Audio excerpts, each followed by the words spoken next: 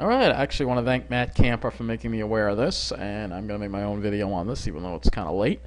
And I want to stay starting off that it looks like things are finally beginning to change at the Long Island Railroad.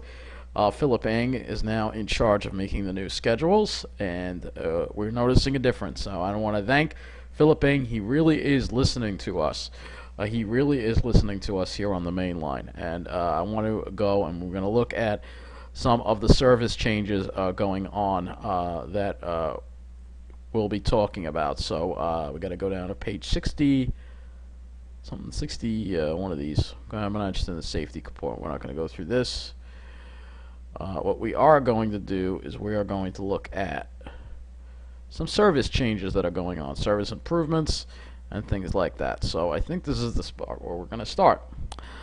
All right, and I'm not going to read over everything here, but as previously reported, the summer service is back. So the extra summer service is back, and they are increasing trains on the branch between Ronkonkoma and Greenport, which is very good. Is increased from 2 trains to 4 trains in each direction on weekends starting Saturday, May 5th. We have the extra Friday getaway trains, including the Cannonball on the Montauk branch. Extra Friday night from Greenport, making stops in Greenport to Ronkonkoma, then Jamaica. All right, and then the 2 extra trains on Fridays that will operate to Patchogue. So you're seeing the regular summer service pattern start now that we're getting into the summer season here on the Montauk branch. That's with those extra trains. I'm not going to read all of them. All right, I'm not going to read all of them, but we have additional trains here. You can look at all of this. We also have the 3 additional beach round trips between Penn Station on Long Beach and the weekend extra Freeport train. So this will be starting. This will be starting again for the summer. All right, but we have added service. We have a lot of events going on, and we'll get to the good news in a little bit. But we have a lot of events going on: Belmont Stakes, the Pride Festival in Long Beach, Subway Series, and the Puerto Rican Day Parade. And again, I'm not going to read all of this stuff, but you'll have the usual. It is possible that it might be a triple crown, so that might mean a lot of people. Otherwise, still a fairly robust crowd.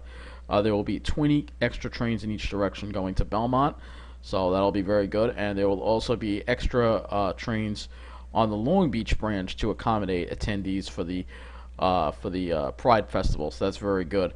They also have extra service for the Subway Series. And on the Port Washington branch, it'll be every half an hour. And then we have the New York City Puerto Rican Day Parade in Manhattan. For the first time ever, they are focusing all their efforts on adding trains on the Ronkonkoma branch. That's right, on the Ronkonkoma branch. No extra trains for the Babylon branch. It's just going to be the Ronkonkoma branch, which is where it should be. The Babylon branch gets enough service. Mr. Eng's seeing that, and I'm very glad that he is seeing that. We also have the Shinnecock Hills in Southampton will be the United States Golf Tournament. So there's going to be a lot of people on the Montauk branch. There's going to be a lot of extra trains running. It's definitely going to be a little strained, and they're going to talk about it. They're going to be adding 44 extra trains throughout the week. All right, so it's going to affect on-time performance because it will be strained. They do have a new signal system in place to support it. They didn't have that the last time the U.S. Open was at Shinnecock, so it should hopefully go better than the last time. But definitely, people should definitely take the train there. Don't drive. Don't even think about it. Take mass transit. And then we have the track work programs. All right. Yes, the buses will be back on the Ronkonkoma branch between Farmingdale and Ronkonkoma to support the mainline second track project. And in its final stages, it's also due to Wyandotte Station rehabilitation. All right. So on the weekend of June 2nd to 3rd, eastbound customers will transfer at Hicksville for bus service from Bethpage through Ronkonkoma. Eastbound customers can expect up to 40. You know the deal already. I'm not going to read the whole thing to you. You know the deal. I hope that they will be using coach buses because now we're into June now, and I better not see school buses there. I'm not letting them off the hook for that. So here's the big thing. The East Side Access, I was upset when I saw this. Oh, great. It's back on June 2nd to 3rd. But here's the good news. This is the difference that Mr. Eng is making. So even though they're going to be taking various tracks in the Harold interlocking out of service for this testing of the new signals and the signal apparatus prior to the cutover of these new systems next year. The work will continue on additional weekends to be reported on the next month. However, half-hourly service remains on the Huntington Branch, with every other train originating and terminating in Jamaica. So they'll probably connect them, maybe with a pretty little Babylon Branch train, where you can change at Jamaica. And so that's excellent. That's all I wanted. That's all I wanted. I don't have an issue with changing at Jamaica. Just get us to Jamaica. Just get us there.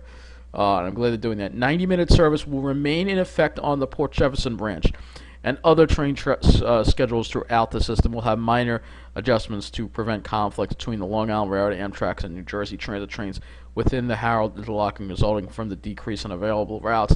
Now, the Harold interlocking is vital to East Side access, so it's an instrumental part. The sooner they get this done, the closer we are to East Side access, which is supposed to be complete, I think, in 2022, and the MTA says it's not going to be delayed again, so hopefully it won't be.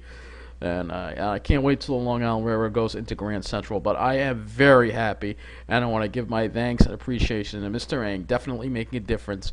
Finally, no more of this hourly nonsense on the main line. We have our half-hourly service back with the transfer at Jamaica on every other train. That is fine, and I'm very glad to see that. So that is it for this update. So I'm not going to really read the rest to you, but the Harold interlocking work is a long-term thing. It's going to be ongoing, not on every weekend, but it will be on a lot of weekends because this work has to get done. But I'm glad to see they are finally doing something that makes sense. And thank you, Mr. Eng, for listening to us about this. This means a lot to me. It really does. And it means a lot to the people on the main line and in the communities along the main line.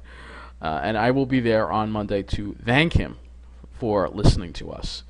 And that is it for this video.